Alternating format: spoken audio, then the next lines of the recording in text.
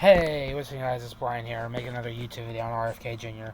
Tonight I'm going to be explaining why I think he, out of all the currently declared third-party and independent candidates, is the strongest. And stands the best shot at winning. So initially, the three main candidates that I would say that are out there right now that I would say is RFK Junior, Cornel West, and Jacob Hornberger. So Cornel West is seeking both the People's Party and the Green Party nominations, and Jacob Hornberger is seeking the Libertarian Party's nomination, and RFK Jr. is running as an independent, as we all know. So initially, why I think RFK Jr. is the strongest candidate is, one, he's polling the highest. I mean, there's been some polls that have had him at 14%, so he's like 1% away from the 15%. But most national polls, he's at 19 or 20%. There was one they just did recently, only at 14, but there's been others where he's at 19 and 20. There's some states where he's leading, so I think that he stands the most shot at getting on the debate stage. That's a main factor. Like I said, he's polling the highest. Another thing, he's got the most money to spend. He's got the most name recognition. I think he's going to get the most media coverage. And another thing, I think that he has an appeal. I think he can appeal to Trump supporters. I think he can appeal to anti-Trumps. I think he can appeal to independents. I think he can appeal to libertarians and green parties. I think he can appeal to progressive Democrats and also old school Democrats. I think there's a broad appeal with him.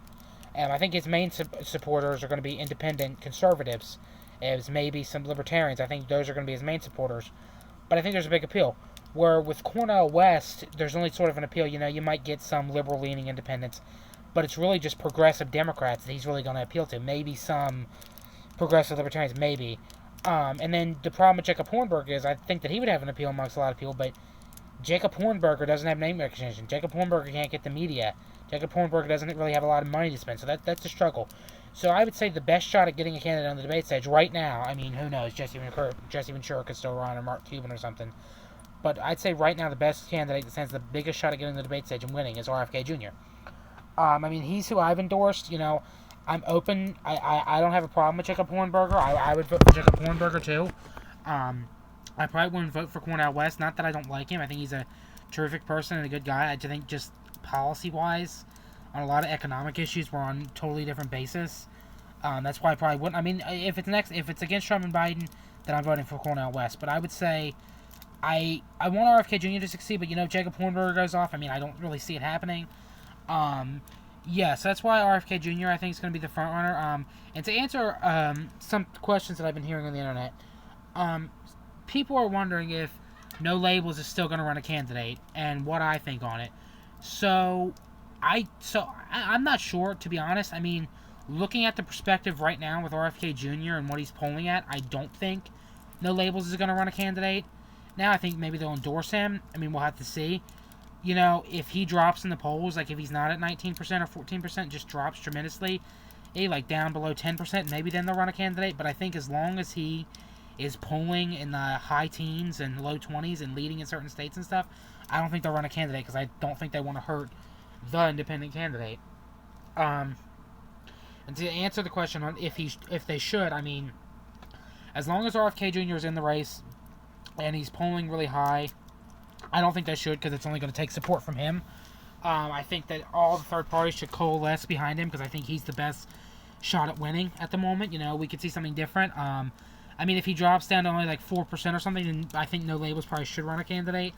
But I mean, I'm thinking right now, I don't see him dropping. I see him only going up.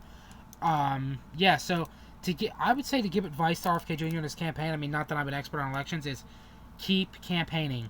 Go door to door. Keep doing these rallies. Keep doing town halls and rallies all across the country. Go door to door as many places as you can, and whatever RFK Jr. can get, whether it's national media on Fox News or CNN, or if it's on the Joe Rogan podcast or a podcast of some sort, small YouTube channels, big YouTube channels, whatever he can get, he needs to take to sort of keep his candidacy going.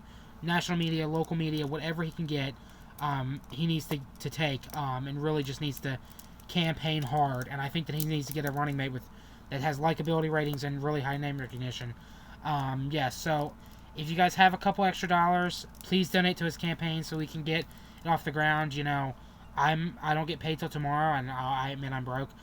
So I am going to donate $1 tomorrow. It's not much, but it's still $1 that he's going to have in his pocket to try to take on Trump and Biden. And I just really hope that Trump and Biden lose and we can get RFK Jr. on the debate stage. And I'd like to see them all on the debate stage. I really would. I'd like to see RFK Jr. on the debate stage. I'd like to see Cornel West if he gets the Green Party nomination on the debate stage. If Jacob Hornberger is the Libertarian nominee, I'd like to see him get on the debate stage. I'd like to see if No Labels does run a candidate on the debate stage. I mean, I want everyone to have a chance to speak their voice. I mean, theoretically, that's not going to happen. It's only going to be the candidates that poll 15% or more that are going to get up there. But RFK Jr., most polls have him at 19%. There was one at 14%, but most polls have him at 19 or 20%. So I think he's the best shot at getting up there. I mean, if this was September of next year, and they were doing the debates and stuff, RFK Jr. would be on that debate stage. He would qualify. So initially, I think the main goal right now is just to keep campaigning. I would say they need to keep campaigning to keep their polling high, and then ballot access. They need to be trying to get on as many states' ballots as they possibly can.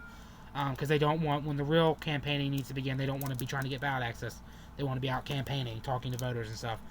Alright guys, that's it for tonight. Let me know what you guys think, and if you guys are behind RFK Jr.